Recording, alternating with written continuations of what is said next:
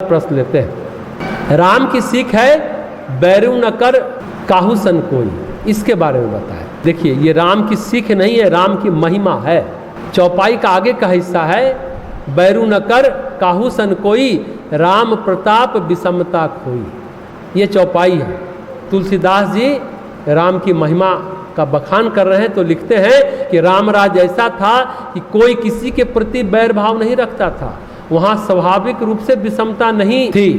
राम के प्रताप से विषमता खत्म थी और समता कायम था पूरे अयोध्या में।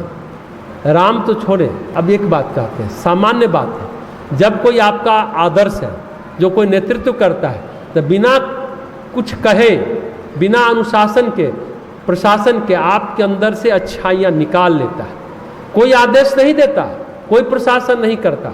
जैसे एक उदाहरण अभी भी है, प्रधानमंत्री लाल बहादुर शास्त्री जब 1965 में पाकिस्तान से युद्ध हुआ और अमेरिका ने कहा कि हम अनाज नहीं देंगे, तो शास्त्री जी ने क्या कहा? सोमवार को एक समय उपवास रहेगा पूरे देश में। उस समय सोमवार को होटल नहीं खुली रहती थी, घर में खाना नहीं बनता था। ये पूरे देश के इतिहास में दर्ज है, ये सत्य घटना है। कोई लोग खाना नहीं खाते थे। एक बार क्या हुआ, खुद शास्त्री जी बीमार पड़ गए, बुखार हो गया। डॉक्टर ने कहा कि आप खिचड़ी खा लो। शास्त्री जी ने कहा, मेरे कहने पर पूरा देश उपवास कर रहा है और मैं खिचड़ी खा लूं? मैं कैसे खिचड़ी खा सकता हूं?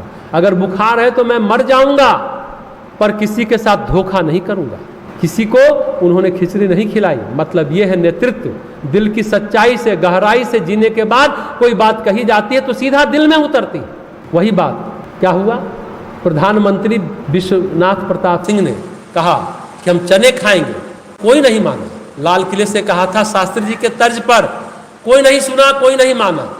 शायद वो खुद ही ऐसे नहीं होंगे, हम नहीं जानते उनके बारे में ज्यादा।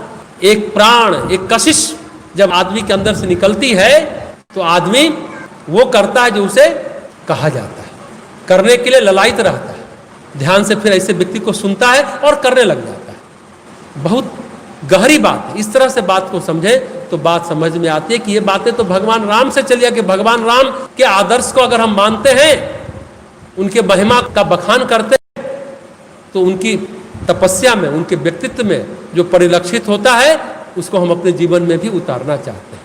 तो वाणी नहीं, उसकी ऊर्जा प्रभावित करती है, ऊर्जा आंदोलित करती है, ऊर्जा उद्वेलित करती है। ये ऊर्जा होती है इंसान के व्यक्तित्व की, तपस्या की। कौन किसकी बात सुनता, मानता और करता है? जो अंदर से सच्चा हो। बातों में सच्चाई कितनी है, लेकिन कभी कभी क्या होता है, गलत प्लेटफॉर्म पर अगर आप सही बात करेंगे तो आपकी बात को लोग गलत मानेंगे। अभी 3 दिनों से हम अन्यायी है, अत्याचारी है कहा गया, तो किसी ने हमें धर्मभीरू भी कहा दिया। अब बताइए, जिज्ञासा है तो समाधान है, तर्क में समाधान थोड़ी है।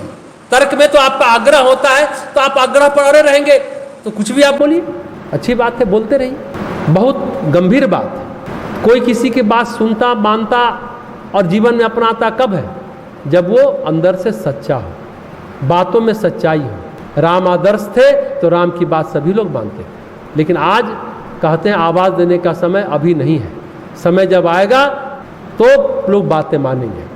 तो राम की महिमा में बैर, विषमता उनके प्रताप से खत्म हो गया था राम राज में। राम आदर्श थे, राम की बात मानते थे। राम की बात ही क्यों, अयोध्या में हर राजा ही ऐसा रहा, राम ही नहीं रहे।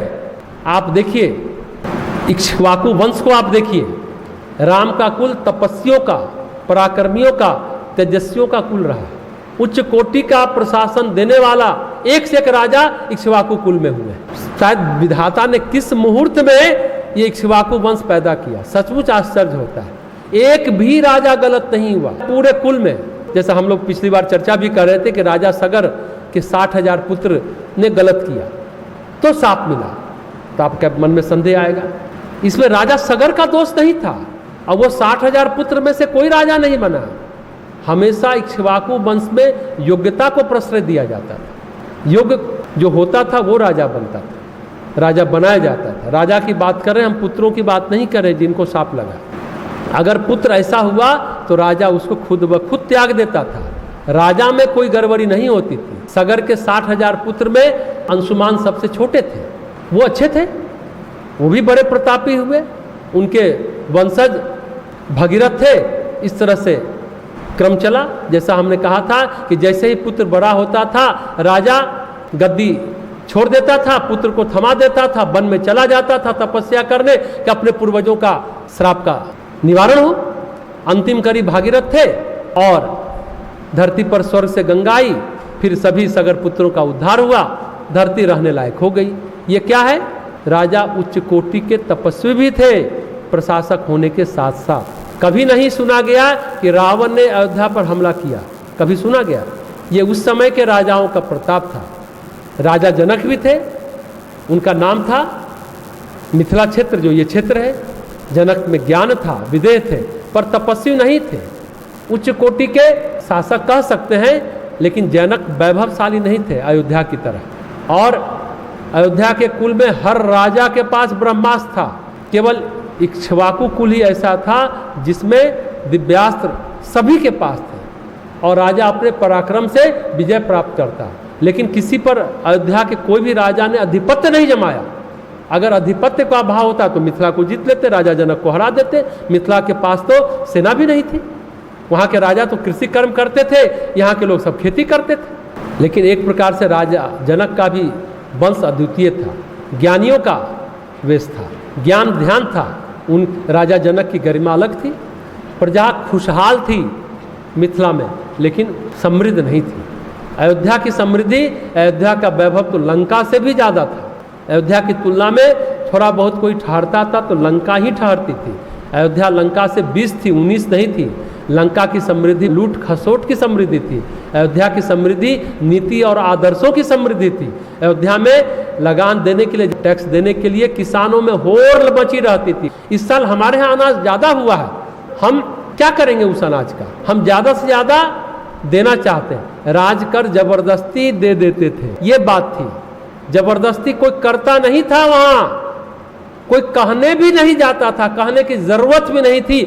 अपने राम को देख करके खुद ब खुद लोग ज़्यादा कर देते थे, ज़्यादा टैक्स देते थे। वाल्मीकि रामायण में सारा वर्णन है कि कहने की जरूरत नहीं पड़ती थी किसी राजा को। और क्या वर्णन है? सड़कों के किनारे वृक्ष, नदियों के किनारे मंदिर, घाट, ये सब राजाओं ने बनवाए थे।